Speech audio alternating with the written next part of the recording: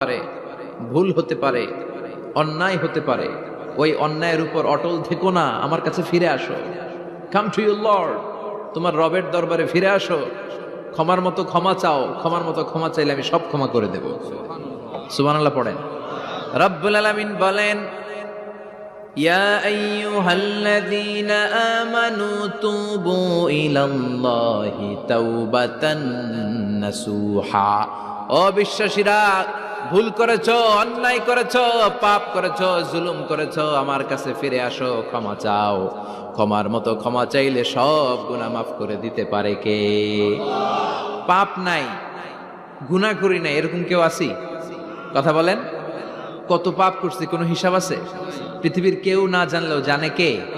পৃথিবী না জানুক আমি তো জানি, আমি কি পাপ করে